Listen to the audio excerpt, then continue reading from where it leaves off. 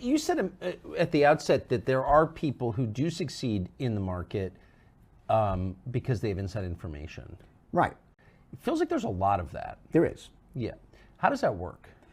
So I think there's different levels of it, right? There's like the full-on criminal stuff like you saw in the movie Wall Street with Gordon Gekko, right? Where like people are actually paying people in moles and stuff like that to get, information that's not public, paying off directors, having inside links to the company or law firms that are doing deals, right?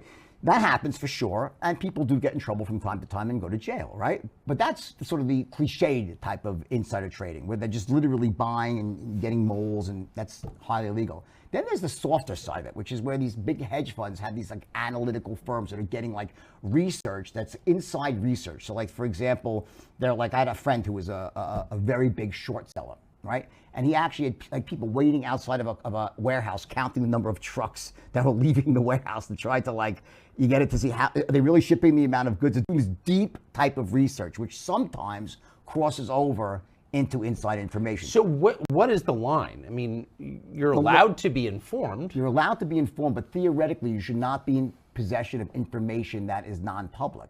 Everyone's supposed to have access to the same information at the same time to make a fair market, right?